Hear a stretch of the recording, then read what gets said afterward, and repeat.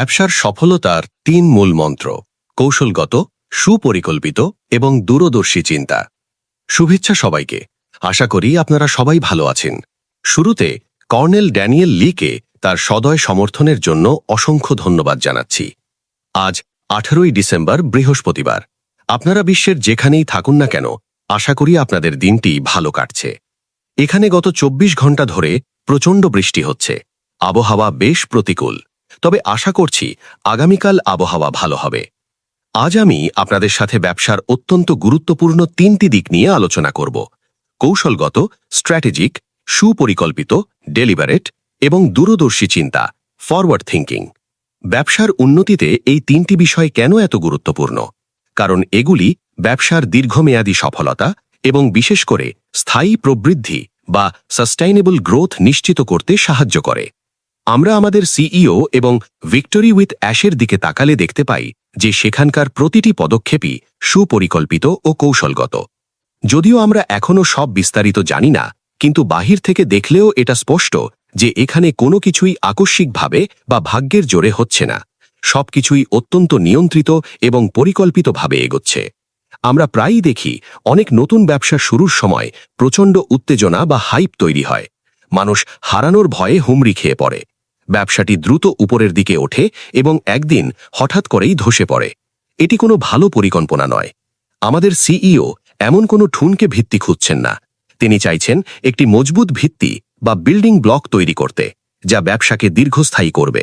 মনে রাখবেন, victory with ash হল একটি সিঁড়ি, যা আমাদের প্রয়োজনীয় দক্ষতা শেখাবে, যাতে আমরা পরবর্তী বড় এবং সুন্দর স্বপ্নটির দিকে সফলভাবে এগিয়ে যেতে পারি। কৌশলগত চিন্তা, স্ট্র্যাটেজিক থিঙ্কিং। এটি মূলত একটি সচেতন এবং সৃজনশীল চিন্তা প্রক্রিয়া। এতে ব্যবসার ভেতরের অবস্থা এবং বাইরের পরিবেশ, যেমন বাজারের ধরন, প্রতিযোগিতা এবং প্রযুক্তিকে গভীরভাবে বিশ্লেষণ করা হয়। এটি আপনাকে সাময়িকভাবে কোনো সমস্যার সমাধান না করে বরং সামগ্রিক চিত্রটি দেখে দীর্ঘমেয়াদী পরিকল্পনা করতে শেখায়। আমাদের সিইও ঠিক এ কাজটিই করছেন। তিনি তার ব্যবসার প্রতিটি অংশ কৌশলগতভাবে বিশ্লেষণ করছেন, যাতে এর স্থায়িত্ব নিশ্চিত হয়। সুপরিকল্পিত কৌশল, ডেলিভারেট স্ট্র্যাটেজি। এটি সচেতন এবং সুসংগঠিত কাজের মাধ্যমে আসে।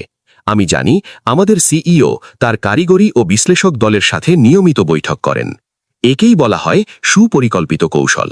আপনার মনে সৃজনশীল চিন্তা থাকলেই হবে না, সেটিকে তথ্যের ভিত্তিতে বাস্তবে প্রয়োগ করতে হবে। তিনি তার পূর্ব অভিজ্ঞতা এবং জ্ঞানকে কাজে লাগিয়ে এমন সব সিদ্ধান্ত নিচ্ছেন যা ব্যবসার ফলাফলকে অনুমেয় এবং সফল করে তোলে। দূরদর্শী চিন্তা, ফরওয়ার্ড থিঙ্কিং। এটি এমন একটি মানসিকতা যা অন্যদের চেয়ে কয়েক ধাপ এগিয়ে ভবিষ্যতে কি ঘটতে পারে তা বুঝতে সাহায্য করে। উদীয়মান প্রবণতা বা চ্যালেঞ্জগুলোকে আগেভাগেই অনুমান করা একজন নেতার বড় গুণ।